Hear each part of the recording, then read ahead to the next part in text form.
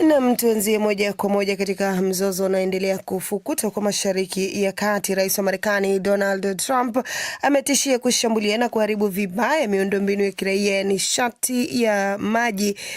nishati na maji ya Iran iwapo nchi hiyo haitafikia makubaliano na Marekani kuhusu usitishwaji vita. Trump ameyasema hayo huku Hispania ikifunga anga yake kwa ndege za Marekani zinazotumika katika vita hivyo vya Iran. Amina Abubakar ana taarifa kamili.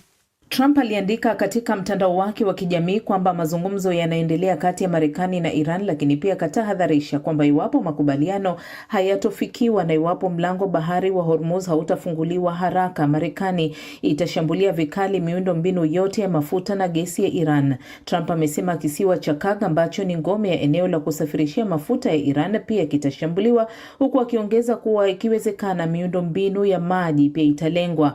Iran nayo imesema itatega mabomu katika kisiwa hicho kilicho katika Ghuba ya Uajemi iwapo Marekani itachukua hatua hiyo. Hii leo Jumatatu, Marekani na Israel zimeendeleza mashambulizi yao dhidi ya Jamhuri hiyo ya Kiislamu, huku Teheran nayo ikivurumisha makombora katika eneo muhimu la maji na umeme nchini Kuwait, ikiwa ni sehemu ya kampeni yake ya kushambulia mataifa ya Ghuba, huku kiwanda cha mafuta cha Israel kikishambuliwa pia.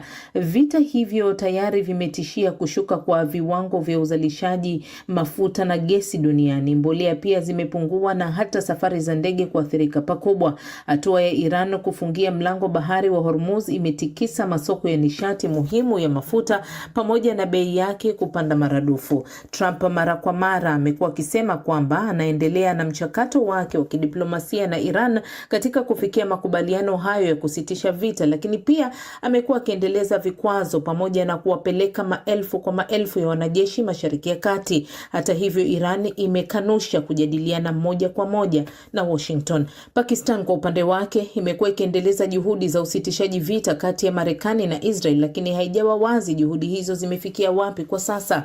Hatua ya Iran kuendelea kuwashambulia jirani zake wa Ghuba kunafanya juhudi zinazoendelezwa kuwa ngumu kutekelezwa. Umoja wa Falme za Kiarabu ambao umekuwa mshirika mkubwa katika kutatua mizozo mingi na kuwa eneo lililo na udhabiti katika kanda hiyo, imekuwa ikishambuliwa vikali na imetangaza wazi kwamba inataka Iran ipokonye silaha katika makubaliano yoyote ya usitishwaji vita, jambo ambalo Iran haliwezi kulikubali. Huku haya yakiarifiwa, waziri wa Misri Abdel Fattah al-Sisi amemtolea wito Rais Trump kusitisha vita hivyo haraka, akisema ni yeye pekee ndiye aliye na uwezo wa kuvimaliza, huku akionya kuwa kuna hofu ya bei ya mafuta kupanda na kufikia dola 200 kwa pipa. Kwengineko, waziri wa ulinzi wa Uhispania Margarita Robles amesema nchi yake imefunga anga yake kwa ndege za Marekani zinazotumika katika vita vya Iran. Hii ni hatua nyingine muhimu iliyochukuliwa na Uhispania katika mgogoro huo baada ya awali kukataa kuipa Marekani idhini ya kutumia kambi yao ya pamoja ya kijeshi kuishambulia Iran. Waziri Mkuu wa Uhispania Pedro Sanchez alisema hatua hiyo sio halali, ni ya kizembe na isiyoeleweka. Waziri Robles amesema alichokisema Sanchez wakati huo ndicho kilichotumika kufunga anga yake kwa Marekani. Na asante sana Amina Abubakar. Tukisalia katika mgogoro unaoendelea kati ya Marekani, Israel na Iran ambao umeathiri pakubwa masoko ya nishati, diplomasia ya kimataifa na usalama wa Mashariki ya Kati, ripoti za hivi karibuni zinaonyesha ongezeko la vitisho, mashambulizi ya kijeshi na juhudi za upatanishi kutoka mataifa mbalimbali. Nimezungumza na mchambuzi wa siasa za kimataifa Ibrahim Rahbi, na kwanza nimemuuliza, je, Pakistan inaweza kuwa na nafasi gani halisi katika juhudi hizi za upatanishi? Pakistani anaweza kuwa na nafasi 2 mpaka 3 ambazo zinamhusisha moja kwa moja. Kwa kieneo, kwanza Pakistani inapakana ni jirani yake kabisa na Irani, na ni nchi chache ambazo Irani amekuwa na uhusiano nao mzuri kabisa. Pakistani lakini Pakistani pia, jeshi la Pakistani ni jeshi ambalo liko karibu zaidi na Marekani, na hasa mkuu wao wa majeshi ameonekana kuwa yuko karibu zaidi na Donald Trump. Kuna kile ambacho kinabaki kwa Pakistani kuwa anaweza kuwa mwaminifu kwa pande zote mbili. Na unafahamu kuwa nchi nyingi hupenda kuingia kuingilia mambo kama haya, mizozo kama hii.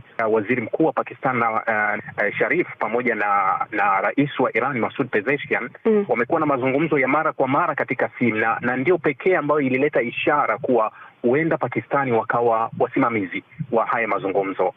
Bila shaka hili suala la mazungumzo, kwa sababu Iran hadharani mara kadhaa imekuwa ikikanusha, lakini pia vile vile kulipotangazwa kwamba Trump ametoa vipengee 15 vya mahitaji anayohitaji katika upatanishi. Sasa swali hapa linakuja ni je, haya mazungumzo yapo? Trump amefahamu kauli zake tata za vitisho kwa Irani na kauli ambazo zinaonyesha kuwa hakuna mwisho wowote. Zimekuwa ni kauli ambazo zikimuumiza zaidi, hasa kwa ndani ya Marekani, kwenye masoko ya dunia pamoja na washirika wake wengine, kwa sababu nishati inazidi kwenda juu. Lakini mara kadhaa Irani wamesisitiza kuwa hatuna mazungumzo yoyote na Marekani, na hilo wamelizungumza moja kwa moja, na hata wakimtaka Donald Trump kuwa hebu tupe ushahidi wa mazungumzo, unazungumza na nani? Na hata White House pale imebanwa mara kadhaa kuwa itoe taarifa au iseme wako wanazungumza na nani. Imeshindwa White House kuthibitisha kuwa wako kwenye mazungumzo na nani. Wachambuzi wengi wanakubaliana kuwa kauli za Trump zinatoka katika njia mbili, katika kusubiri vikosi vya Marekani ambao vinazidi kujipanga Mashariki ya Kati katika mpango wa pili, lakini inakuja katika kipindi ambacho kutuliza masoko ya nishati duniani. Katika kauli za rais wa Marekani Donald Trump ametishia kuharibu miundombinu ya nishati ya Iran na pia kuchukua kisiwa cha Karg iwapo makubaliano hayatafikiwa. Je, hali hii inaweza kusababisha vita vya moja kwa moja kati ya mataifa makubwa, na labda nini kinaweza kuzuia? Trump amebaki na kauli za vitisho vya namna hivyo, lakini mnapokwenda kwenye uhalisia ni vitu vinakwenda tofauti sana. Kwa sababu unapambana na adui mwenye nguvu, adui ambaye anaweza kukufikia popote ulipo. Tumeona katika kipindi hiki kuwa pale Marekani na Israeli zilipogusa kila kilichoguswa ndani ya Irani alikigusa kile upande wa pili kwa washirika wao pamoja na Marekani. Anajaribu kuvuta muda kwa siku, huku akijaribu kutoa nafasi na kujaribu kusukuma nchi washirika wa karibu kujaribu angalau kuwaleta Irani kwenye meza ya mazungumzo, kwa sababu ni vigumu sana wakati mwingine kusimama hadharani kutaka kumtetea Trump kwa kila anachokifanya. Manake tayari alishatuambia kuwa Irani hawana jeshi, alishamaliza jeshi, hawana jeshi la anga, hawana lolote walichonacho. Sasa tunaona kuwa vipi unataka kujadiliana na yule ambaye tayari umemshinda? Na ukisema kuwa hawana jeshi, hawana lolote, tunakaa tunamuuliza swali jepesi tu kuwa nani kafunga Hormuz na kwa nini Hormuz haipitiki? Kwa hiyo kuna maswali mengi ambayo tunapaswa tujiulize wakati Donald Trump anatuambia kuwa haya mambo hayako katika njia ambayo huenda ilitarajiwa na Magharibi. Ni Ibrahim Rahbi, mchambuzi wa kimataifa, akizungumzia kauli za rais wa Marekani Donald Trump pamoja na juhudi za upatanishi zinazoendelea. Tukisonga mbele, bunge la Israel litapiga kura leo juu ya mswada wa sheria ambayo itaifanya adhabu ya kifo kuwa adhabu ya kawaida kwa Wapalestina waishio katika ukingo wa Magharibi watakapopatikana na hatia ya kuua Waisraeli. Ikiwa sheria hii itapitishwa, inaweza kutoa nafasi ya kuhalalisha mauaji ya kila mara kuelekea jamii ya Wapalestina. Taarifa kamili imeandaliwa na kusomwa na Silvanos Karemera. Bunge la Israel lilianza kujadili sheria hiyo Jumatatu, siku chache tu kabla ya mapumziko yake ya majira ya machipuko. Ikiwa sheria hii itapitishwa, itachukuliwa kama matokeo ya jitihada za muda mrefu za wanasiasa wa msimamo mikali ya mrengo wa kulia wa Israel kuongeza adhabu kwa Wapalestina waliothibitishwa kuhusika na mashambulizi dhidi ya Waisrael.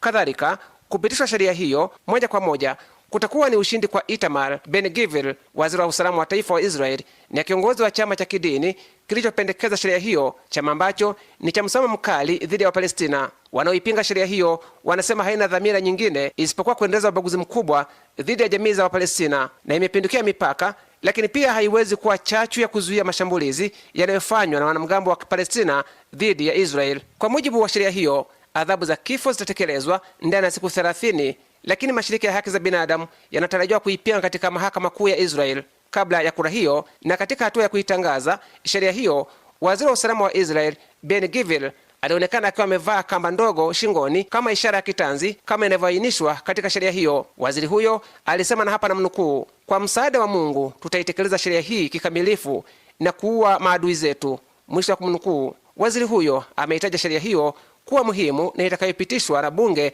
katika miaka hivi karibuni.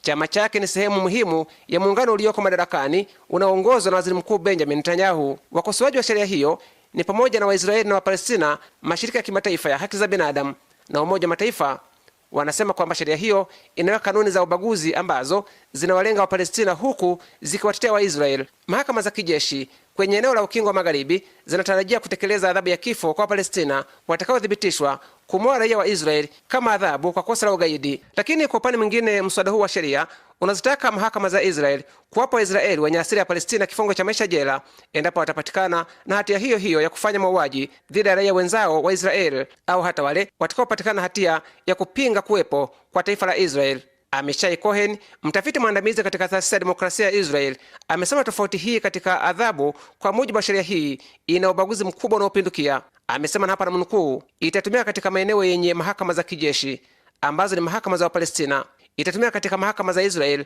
lakini kwa makosa ya kigaidi yanayochochewa na tamaa za kuangamiza uwepo wa taifa la Israel. Hii inamaanisha Wayahudi hawatakabiliwa na sheria hii, mwisho wa kumnukuu. Cohen aliongeza kwamba chini ya sheria za kimataifa, bunge la Israel haliwezi kutunga sheria kwa ajili ya eneo la Ukingo wa Magharibi kwa sababu si ardhi rasmi ya Israel. Wanasiasa wengi wa mlengo wa kulia katika muungano wa Netanyahu wanataka kuliunganisha eneo la Ukingo wa Magharibi wanalolikalia kwa mabavu na ardhi ya Israel.